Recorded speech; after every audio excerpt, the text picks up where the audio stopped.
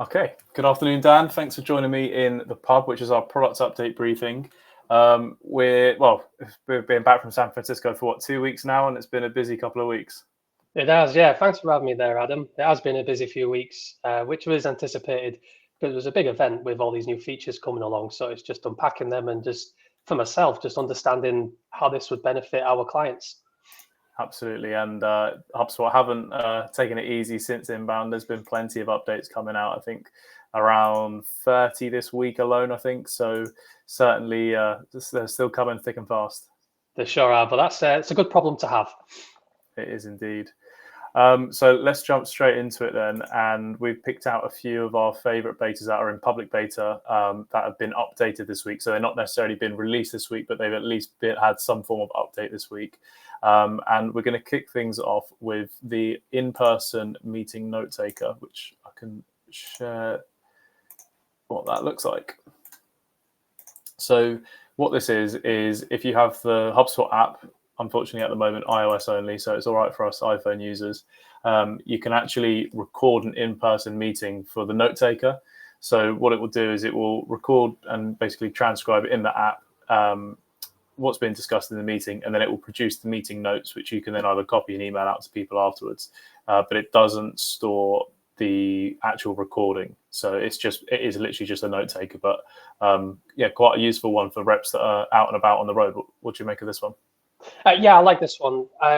So I've fallen into the AI note taker dependency, and when you're having like online meetings using Zoom or Google Meets, you have your AI note taker, and because it's transcribed, you can also use ChatGPT as well, just to highlight everything we've spoken about, and just give me an overview of like what needs to be done or what the scope is, depending on what the meeting is.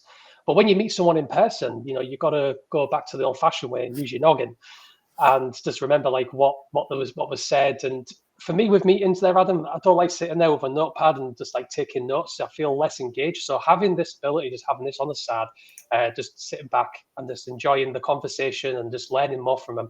And then after the meeting, picking up the transcript and maybe running that through through an assistant in HubSpot, just to give you the brief, just in case you forgot anything. I think that's just a good measure to have. So yeah, absolutely. I think this is a good addition to have. And unfortunately, I'm not an iPhone user, so hopefully I just got to wait until a little bit longer, but it's open on Android. But when it does, I'm looking forward to using it myself. Yeah, I'm sure it won't be long, but yeah, I'm definitely in the same camp as you in terms of definitely reliant now on those AI note takers on the online calls. And like you say, you can be much more present in the meeting, not having to worry about having to take notes, knowing that that's there. So great to be able to have that option for in-person meetings as well. Yeah. So the next update we've got on our list is one for the marketers out there, which is suggested email send times. So this was a nice update that I think this one did probably officially launch during inbound, but it's had an update to it, so I can only presume it's got better. And what this is where if you're sending out a regular email, you can schedule to send that, and then rather than entering a date or selecting a specific time, so you still select the date, but instead of selecting the time that email sends, this beta will actually suggest the best time to send it based off of the list that or segment, should I say, that you're sending it to. So quite a good one for the marketers, this one. Yeah, so I was just looking at this like on like a scenario point of view, and I just want to go back to San Francisco. Like, obviously, we're working with clients that are based in the UK, and I did it a couple of times when I just forgot that time zones didn't exist, and I just sent it like at 2 o'clock in the afternoon in San Francisco, which means it'll be the evening that the client would have had it. So there's a bit of disconnect there. So I think this is really good when you're actually having the suggestions of looking at the pattern of like how this person or how the contact you're trying to reach engages. So if they engage on like a Thursday at 2 o'clock in the afternoon, it's good to know that that will be flagged and have other options as well. When you mention segments, that's also a good feature as well. Because it will pinpoint with each contact of where they would most likely interact with it from previous engagements. So that's my understanding of the suggested email send times. And I think it'll be a really good addition for like sales guys and customer success managers like myself, in order to prioritize those emails, and when they get sent out, to increase the chance of them opening up and responding, and not sending out emails when they're going to be really busy or when they're out of working hours. So yeah, again, I really like this one, and it's it's like small and sweet as well. It's not like a big massive feature, just a small addition of how we can actually engage with our clients on a more personalized level. Yeah, absolutely. And you'd like to think it will benefit open rates and click-through rates and stuff for the marketing teams out there. And this is available on Marketing Hub Professional and Enterprise. And I think there is an update out there for Enterprise where it can actually change the send time for each individual contact. So this one is just talking about the list as a whole. So it will send the whole email out at the best time based on the entire list. But there is a feature on Enterprise where it can actually do it for the specific contacts, I believe. But that one hadn't been updated this week. Our next one on the list, now spreading it out evenly back over to the sales side of things, is click to call from the index page. So this is quite a basic one, but I think quite a powerful one. So as it says on the tin, when you're in that index page view, which I should be able to share on the stream now. Yeah, when you're in that view, there we go. The salespeople can now actually call directly from that kind of Excel index page view just by clicking on the number. And Yeah, I think, that's right. Yeah, salespeople always welcome less clicks, right? Well, yeah, I mean, it's all about speed of the essence. If you're doing cold calling, it's a good idea to like have that list where you can just click on the actual number and it phones directly. The pain point that I've been having with HubSpot, well, it's not really a big pain point. It's just more of the user interface that if I need to phone, I need to go up at the top navigation, open it up, dial it in. I mean, maybe I'm doing it wrong, but that's how I tend to do it. And it is a bit of a time consuming thing. If I need to phone like 10 clients in the space of like an hour, how does that look like when I'm just like manually adding in the numbers? So yeah, it's always good just to like have that ability, just that additional speed in order for like the sales guys or even people in call centers, for example, that could use HubSpot by clicking the numbers directly. It just makes it a lot more the workload on the day a lot more seamless, without manually going over and clicking certain things or manually typing in the number. You can do all that now with that single click in the Absolutely. the index page. And speaking of like call centers, they've also just released the power dialer, so that could even be an even better use case for those guys where it just keeps calling through those numbers. So yeah, some really good cool updates that have come out of late.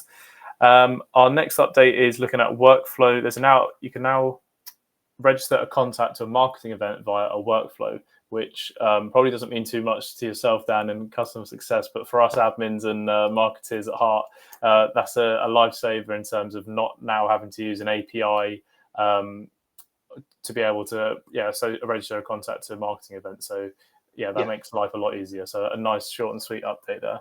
Yeah, that is good. And so from my understanding, with the marketing events in HubSpot, is in order to let's say you're a manufacturing company and you're promoting your products in a trade show, and in order to get that information, they'll put it on an Excel spreadsheet and then they'll import it into HubSpot. So technically what you're saying here, and this is new to me, Adam, so I don't know if I've understood it correctly. I've just managed to pick this up. But from my understanding here, without using APIs or manually putting in a CSV file into HubSpot, what this will do is it'll automatically update that information into HubSpot when they attend the event. Yeah, correct. Yeah, so for whatever reason, if you wanted to do it via a form submission to then enroll into an event, you would now be able to do that via a workflow. So you could just say, if somebody's filled in a form to register for your event, you could then enroll them and register them to that event via a workflow. I see. And from the back of that as well, I imagine you can like send their confirmation emails with the event details. And also as well, on the back of that, you could notify sales reps to ensure that they're actually attending the event, or is anything else that they can do for any upselling opportunities. So yeah, I think this it will be a good nice to have for your tech stack. Yeah, absolutely. And this is available for all hubs and tiers, which is great. Okay, we're flying through them. So the next one is again, this was released at Inbound, but it's been updated this week. And that is the new CRM views. So that they call them the flexible CRM views, and flexible they are indeed, because there's so many different views you can do on these now. I don't know if you've had a chance, Dan, to try playing with these different views, but I personally really like the calendar view, for example, when looking at deals, or once you've filtered the contacts down, being able to see it in that board view. It's great actually to be able to kind of slice and dice the data within the index page. Yeah, and it's a lot cleaner as well. Just another scenario I'm just thinking of here that might be of a good benefit of having this is like, if you imagine like a sales manager creating a view showing only open deals that's over 50 grand closing for this quarter. What you could do there is with the columns, you can actually manage the columns for the amount, the stage of the owner, and lets the team focus on high value opportunities without getting distracted with small irrelevant deals. So you'll be able to segment them on that as well. So I think that's a good idea to have that, and just kind of like separating like your big clients with your small clients by having these like flexible CRM views in place. Yeah, absolutely. Yeah, and being able to like add in the calendar view for that example on deals. If you wanted to see when those big deals are due to close, you can now visually see that on a calendar rather than having to just kind of just look at the close dates in a column. So yeah, that's a great improvement in my eyes. Yeah. And now one for Service Hub, which is around ticket reopening. So you can now reopen tickets via a workflow. So you can, say if a ticket's closed and then somebody emails in again off the back of that closed ticket already, you can now put workflow behind that logic to determine if you want to reopen that ticket or clone that ticket effectively and open up a new one. Instead of creating a new one all the time, because that's the situation that we was facing with HubSpot, is that when the ticket's being resolved and then the client comes back, a new ticket will be created. So if you're in the service team, that means you've got two tickets to look into with all the communication. So you're bouncing from one ticket to another. So what this could do now is when the response does come back from the client, you have that ability to reopen an existing ticket. It just makes things a lot more like straightforward, seamless, and just keeping everything in in one record than ever. What currently happened is the client might come back multiple times, which means multiple support tickets will be created. But with this ticket reopening management tool, that might be the thing of the past now. Exactly. Yeah. So it just gives you a lot more control over whether you want to reopen that ticket or to auto generate a new ticket. So a nice update there for Service Hub. However, I do think just check that is only available for Service Enterprise, so not Service Pro, that one. See. Yeah. But a good update nonetheless, especially for those Service Enterprise users, obviously. Yeah, absolutely. I mean, it's keeping the full support history together and also helping the agents resolve faster. Exactly. Those are the kind of the core updates that we picked out from this week. But there's still plenty of updates from Inbound that are floating around and people are still talking about. So I've got to ask you there, Adam. So just from your experience with Inbound, from what you absorbed, there was a lot of stuff that we managed to unpack. But just we've been back for 2 weeks now. I just wanted to ask you, what features have you been currently working on? Which ones the ones that are exciting to play around with, and are clients actually asking for specific features that we're able to implement with them? What's your experience so far with those features? Yeah, absolutely. I think there's a lot of noise around a few of the features in particular that start to stand out. And I think Marketing Studio is certainly one of them. And I think that's also an update that people can use immediately. So great update improvement on campaigns. So we're using it ourselves internally. I say we, that's the royal we, Ola, doing our internal marketing. Is doing a great job in laying out those campaigns in a visual view, so we can see on a board what social is going out on that campaign, or is it linked to any blogs or landing pages, etc. So the Marketing Studio has been a really good update. And I think secondly, I think there's been more talk about this one, but I think it will take clients slightly longer to actually implement for certain use cases, and that's around the Data Studio within Data Hub. So being able to pull in third-party data sources into your Data Studio and then actually use that data within your CRM without having to import the data, I think is music to a lot of clients' ears, but actually implementing it is going to take us a bit of time, just to get used to it. But it's something I've just about found a bit of time here and there over the last couple of weeks to start to try and look at a bit more, because there's so many use cases for how that will be useful. Yeah, absolutely. I agree. I mean, I've been playing around with some features as well, just from inbound, like the workflow for landing pages. So as you know, I'm a non-technical person myself, and I just wanted to play around with like workflows that are powered by AI. And yeah, it does really help me just get that full picture of what data points I need to collect, and also just make those slight adjustments. And yeah, the AI assistant is actually helping me do that. So if it's helping someone like me that's non-technical, I'm pretty sure like people that are semi-technical, very technical, it'll be a lot easier for them just to stream through a number of like workflows, just like one that we're creating for landing pages. So yeah, there's a lot of stuff that still needs to be unpacked, and I'm a slow learner, so I'm just still going through my list. But so far, it's going really well. So I'm just looking forward to getting through more of them, so I can start sharing with the clients. And I guess that rings true to kind of what Yamini said in her opening keynote, in terms of, AI is not going to replace us; it's going to supercharge us, and the ability to kind of spin out landing pages, like in that use case, at that speed. It is great. I think one other one that we've been using internally is the new meeting recorder. So now if you have a one-to-one meeting on Google Meet, which is what we use, you're now got equal amount of note takers on there as well, because we use Fathom, which is great, but we're kind of benchmarking it and testing it against the HubSpot note. So that really helps in that meeting preparation tab in the sales workspace, where you can then see more information about the meeting, and it takes that down the notes, etc. So that's also been a very useful update.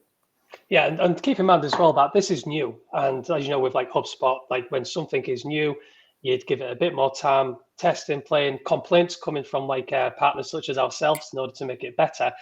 So yeah, I think there's a lot of potential there to even surpass like AI note takers like Fathom, and just have everything all centralized into HubSpot.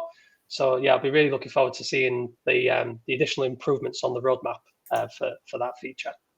Yeah, absolutely. I think that is the exciting thing. Like, all of these AI tools are only going to get better, and they're pretty good already, right? So yeah, it's a very exciting space to be in. So yeah. Well, on that note, we'll wrap up there. So that's this week's pub. But yeah, I'm sure there'll be plenty more updates to go again next week. Excellent. Well, thanks very much for having me there, Adam. And thanks for joining us, Dan. Thank you. All right. Cheers. Have a good weekend. You too. Bye. Cheers, mate.